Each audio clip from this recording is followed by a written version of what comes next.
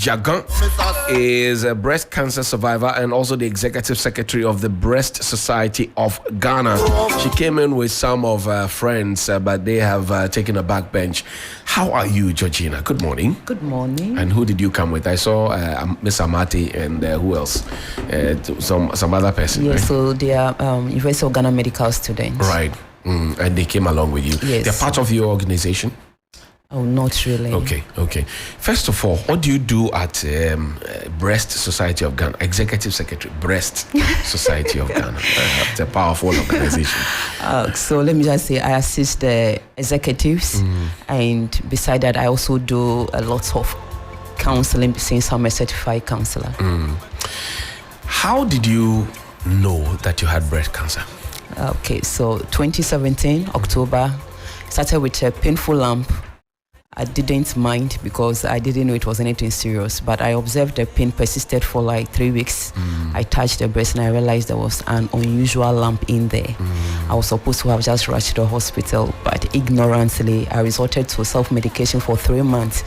Until January 2018, when the pain became unbearable. I see. The breast was almost looking deformed. That was when I rushed to the hospital, and then was dismissed, misdiagnosed for like 4 times. Eventually, I was diagnosed in July 2018. I see. You touched it yourself? Yes. Nobody touched it for you? No. To identify, okay, I see. and what did they say to you when eventually you went there? I mean, to begin with, what local medicine were you taking?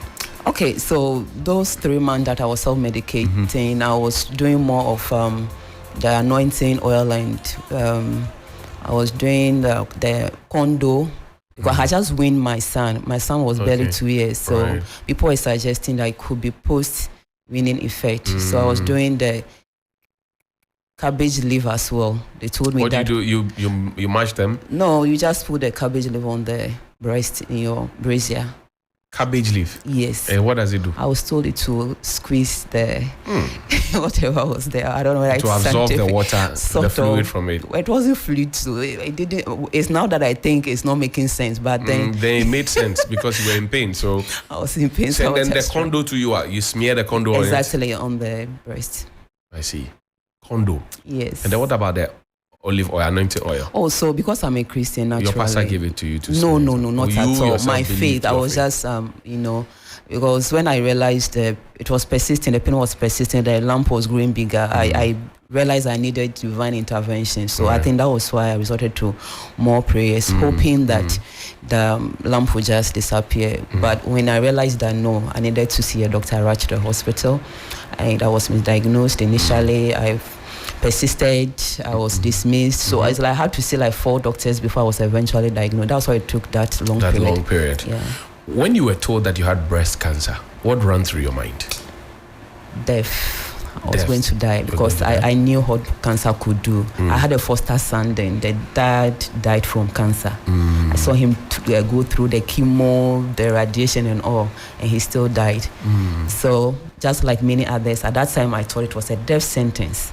And I just was seeing my children's life without me. It was that devastating. Dreams, aspirations, you just see everything. It's like there's no future.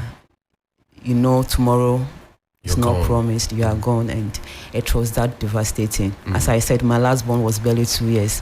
And you sit down, you are looking at them, you're like, this is not what you planned for. This is not what you wished for. Breast cancer comes, or it came, it did not only invade my body, it invaded my life. There are times that it's like somebody asks you, so what are your plans for the future? And you're like, I just want to survive this week. It's like, or this day, and there's no tomorrow. Like you are unable to plan because you have no. It's just your hope and your faith. That uncertainty all over you. There's so much uncertainty. Who did you call first when you were told this? So I had the report emailed to me because that was my second biopsy. The first one came benign. It was not cancer. So when the doctor asked me to repeat it, I was so sure that it was still going to be non-cancerous. So I confidently asked them to email it to me. So I was just in town. I had the alert. I opened it. I mean, typically as a layman, you'd want to see, or you'd be expecting to see the word cancer. but you don't say cancer. You say malignant or something like carcinoma, something carcinoma. But then I didn't know much, so I was like, well, there's nothing like cancer. But I observed they had bolded the last impression there, so I googled it and it was cancer. I called my doctor immediately, but I pretended I wasn't aware of what it was. Then he asked that I emailed the report to him. I did, and he said I should come as soon as I could. I said I was on my way. So as I was on my way, I tried to process the whole thing, because from one point where I was so sure that it wasn't cancer, so confident that it was, then suddenly I had to accept the reality that it was cancer and all the uncertainties and fears that were coming with it. I got there and... You were in a public transport? Yes, please. And you were where exactly? I think I was around Shashi. Shashi. So when they told you, when you read that and you Googled it, in the trotro, I'm sure your mood changed. Automatically. I was grieving within, I wouldn't cry loudly, but I was grieving. A lot was just going through my mind, because I just didn't see myself having the strength to go through all that people go through. Chemo, the thought of it alone, and the thought that, the fact that I could have my breast removed and all, it was that scary. It was that scary. But there was a bit of good news in the bad news. What was that? When I got to see the doctor, he told me it was sort of an invasive kind of cancer, and my prognosis were that good, 90% plus. So it was localized. It was not the one that would spread. Exactly, no. Okay. As of that time, it was non-invasive and it was localized. There was no sign that it had spread beyond the breast or even to the axillary area. So he told me that my chances of survival was that high, provided I adhered to the treatment. Exactly. So I think that improved my mood a bit. Was it because of something you ate or some lifestyle that you have? Was it? I cannot tell, because considering the risk factors, because we are still told there is no known cause, but the risk factors, then probably it's a mistake that I had breast cancer. I had my menses at 15. We are told when you have it 12 or less, that's when you're at risk. When you don't give birth early, like maybe 30 and above. I had my first child at age 22. Right. I wasn't obese. I don't smoke. Don't drink. I don't drink alcohol. There's no family history. I don't expose myself to any radioactive, perhaps maybe the sunlight, but then we should all be having cancer or something, And my diet wasn't that poor. So I don't know what happened. I don't know. Let's go through the process of treatment. So the doctor asked you to come, you went, and then what happened? So as I said, he told me it wasn't that bad. It was a good case, sort of. So I most likely would have a surgery done, but then I'll have the breast conserved. So that was also a sort of good news. But the fact that after the breast conserving surgery, I would have to do radiation and hormonal therapy. I told him no, I would rather go for alternative medication, because I don't see myself going to theater again. I don't see myself doing the radiotherapy and the hormonal therapy that he was talking about. And he tried to counsel me. He showed me pictures of people who came, very good case, tried alternative medication and how their breasts got accelerated. So I had a change of mind and I accepted to have the lumpectomy or the wide local excision. Unfortunately, when they take the lump and margin around, they send it back to the pathologist again. They looked into it and there was an invasive cancer hidden in there. Okay. So beside the non-invasive one, there was another kind of cancer. So if they had not taken it out quickly, it would have then turned into something else. Exactly. There was that potential. Where was your husband in all of this? Oh, he was by me. He was by my side. He stood by you. They didn't run away. I expected him to be in the theater with me. But when I was going for the second you want him to go into the theater? I asked him to accompany me. He tried. He got to the door. And then he had a call. And then he used that to run away. Later he would tell me that he didn't receive a call. But the sight of those things there alone scared him. There was no way he could stand. Then he will become a headline that husband escorted wife to theater, fainted, and he has become gone too soon. That kind of thing. But he stood by you. He stood by me. He stood by me. He didn't have cause to complain or... No, I think... some people ran away, actually. No, he didn't, honestly. And I must say, I've been at my worst. When I was on chemo, I gained weight. I think weight gain was the only thing I gained during the treatment. A lot of weight. My hair was bald. I mean, deformed breast one way or the other. But he never did anything to make me feel less of myself in any way. Yeah, I think that has been most women's concern, especially if you are married or yet to marry. So there's always that insecurity. Naturally, you the victim, would have those thoughts. I had those thoughts. I mean, I was just feeling unnecessarily insecure. So you make unnecessary meaning out of actions and inactions. Okay, but it takes time to heal. Once you heal and you accept that, I mean, this is the new you. You get to love yourself. Would you say that he standing by you was also part of the curative process, that it helped you to heal faster? I must say yes, it did. But nevertheless, even if he were not to be there, I have children to live for. Right. So I always tell my colleague who are like, whose husband give them, the option to choose between their marriage and then taking of their breast, that even if my husband had not supported me or asked me to choose between the surgery and I would have still chose to take the breast off and live for my children. But I might say that, the importance of having support, family support and all that cannot be overemphasized on this journey. Right. Many people that I have walked the journey with, you realize that for those who had all the support, their outcomes are always positive and better than those who lack the very necessary support. What did it cost you? A lot beyond money. Tell me. Time, resources. My faith was challenged. Because it gets to a time you are tempted to ask God why. Because my journey had been more of unexpected outcomes. So as I said, after the lumpectomy, result came and it was not what the initial distance. So I now had to refer to Korle Bu. Whilst waiting like 3 months to get to see the doctors, the conserved breast started discharging blood. And I was reading so much that I knew what that meant, that cancer was still in there. And I know that once the cancer spreads, that's it. You're becomes, and then you are waiting, you have no control. And you get there, they did the chemo, I had the chemo, chemo didn't resolve the discharge. I had to do further investigation, I had to go back to the theater again. Wow. So for me, there were times that I felt the journey was never going to end. It's a scam what they say that, all they were doing was to cure me. I tried to not accept that it was going to end. And going back to theater was very challenging for me. It wasn't the fear of losing my breast because fortunately for me, I had like 4 kids before my diagnosis. Right.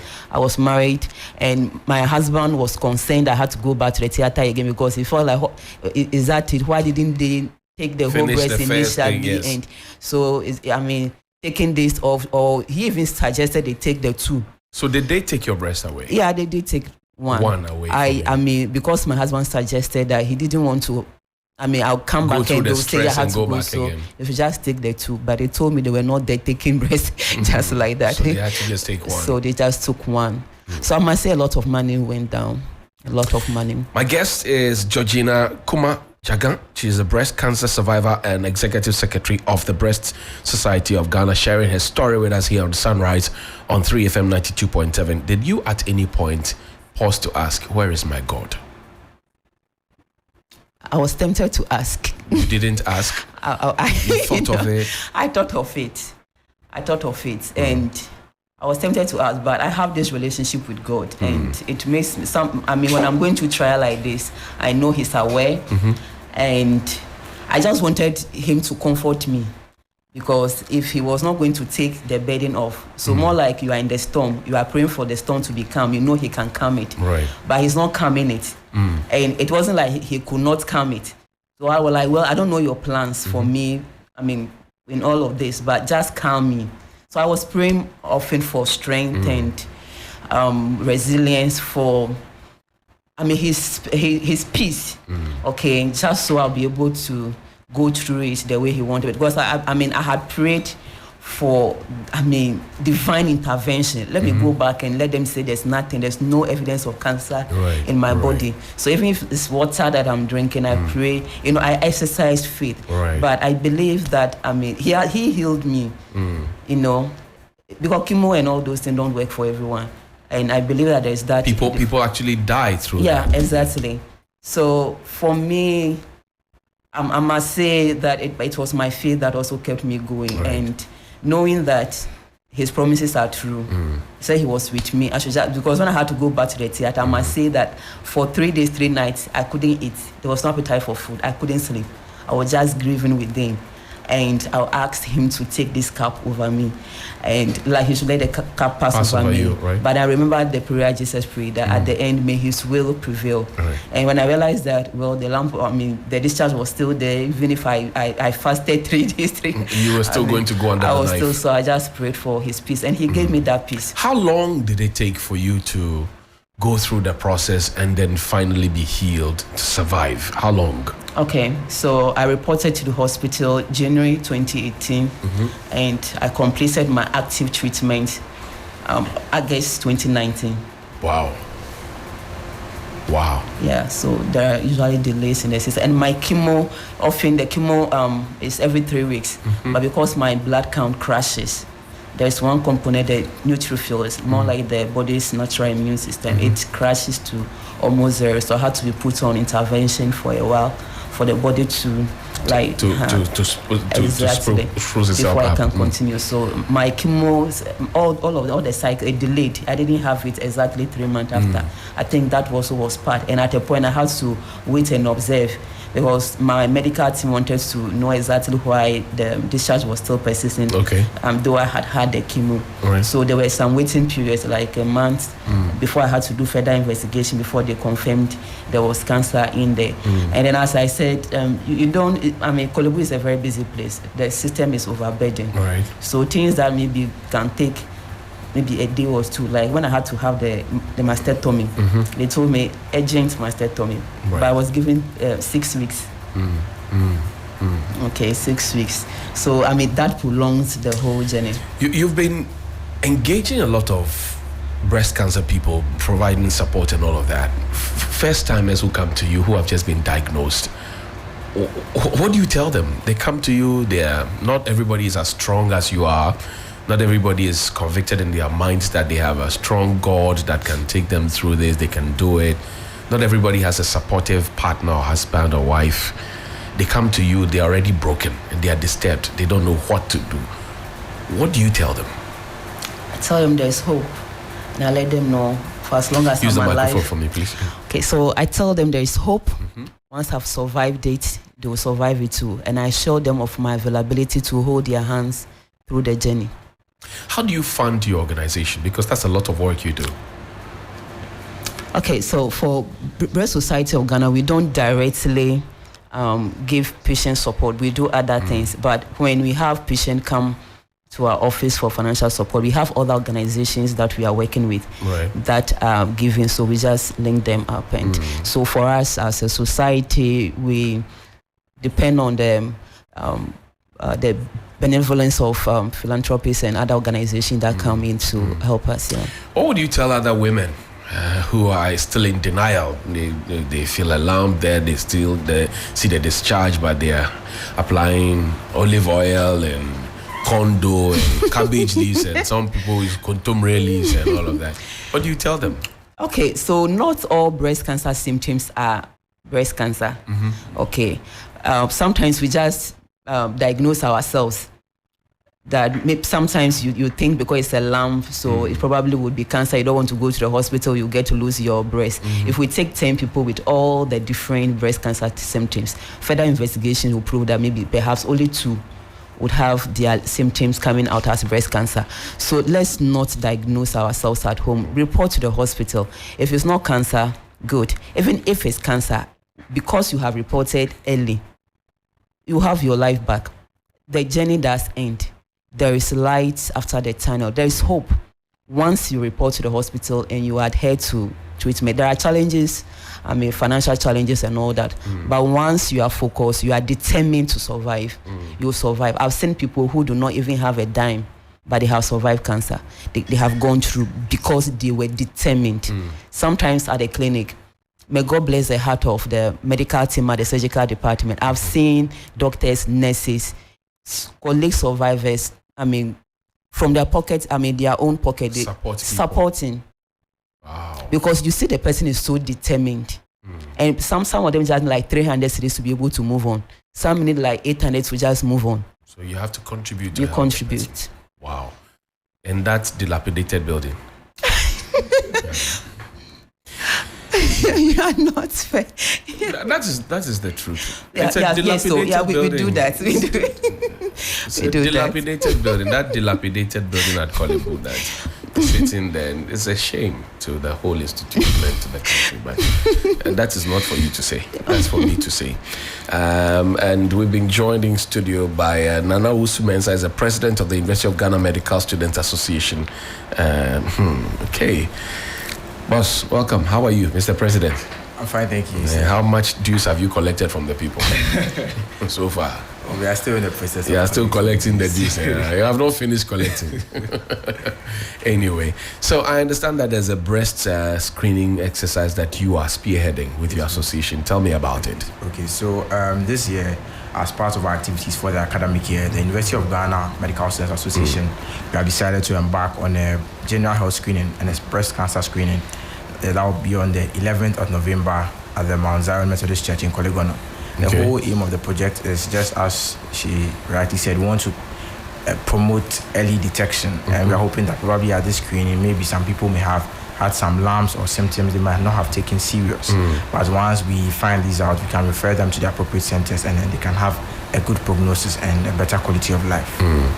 You know, we have been talking about lump. If the breast has fallen, can you still identify the lump in it? Because he does this down, knees, fear, no fall. Yes. You can still identify the lump? Be able to identify. Because some of them, that like is somebody is.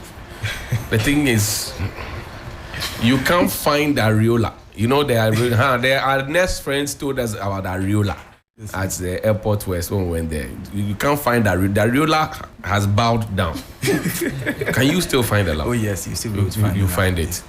Yes, please. Really? Yes, please. I find that strange. There's a way the doctors will go about it. So once there's a lump there, they will pick the lump. That's the way you people go about it. I say you people. That's the way you go about it. I see. But it's free. Yes, please. It's free. 11th November. 11th Mount Zion. Yes, Korle Bu. Yes, please. And what time do we start? So we'll be starting latest by 9 a.m. 9 a.m. in the morning, please. or till the evening. 4 p.m. Okay, so you just walk in then and get your check. Yes. Yes, please. We're also collaborating with Embrace Society of Ghana. That's also a breast cancer association. Okay. Yes, please. And then Golda Healthcare. That's also another health foundation. So those are some of the people we are working with to make it a reality. How many times do you need to check in a year? So one thing we do is we promote self-examination. So with the self-examination, probably once you yourself, you can examine yourself, even if every morning or at least every week. And as soon as you notice a change, then you report to the doctor. But as to how many times you should go to the clinic, we cannot give a specific time. Right. But there has to be a regular way of checking. You check yourself, or you let somebody check you? Yes, please. You can check yourself, or you can let someone check you. Okay. I see. Georgina? Yes. Do you let somebody check, or you check yourself? Oh, sometimes my husband does. He's an expert too in that area. Yeah, I've taught him how to. Yes, it's good. It's good that you have taught him. And I must say that for most of the early detections that have been reported, is the husbands or partners that actually help. So we are encouraging the men to. Which one is it prevalent in? The right one or the left one? I think the right. The right one. Okay. I think the right. The right breast, please. Be checking your right breast. What are your closing thoughts, please? Breast cancer is real. It's very real. Nobody should take it for granted. So just as senior boss has mentioned, let's take our routines, examinations seriously. So the self-breast examination, and for our mothers that are 40 years plus, the annual mammogram, please prioritize it. And as I said, I have survived breast cancer, and that to stay is no more a death sentence. You only die if you wait at home you try to do things your way. Right. So it's survivable. Thank you. Baby doctor, what do you advise with? Yes, please. I would also live with the same or along a similar tangent. Breast cancer is indeed real. And all through the month of October, we've been promoting awareness. We've been trying to create a bit of noise on breast cancer. We are hoping that this will be sustained throughout the year, and going forward, people would ensure that they continue checking their breast regularly. Thank you very much indeed for your time this morning. It's 18 minutes after 9 on Sunrise on 3FM 92.7. Georgina Kuma Jaga, she's a breast cancer survivor and executive secretary of the Breast Society of Ghana. We will soon talk to our champions from the Ghana Journalists Association Award for 2023. As I'm sure you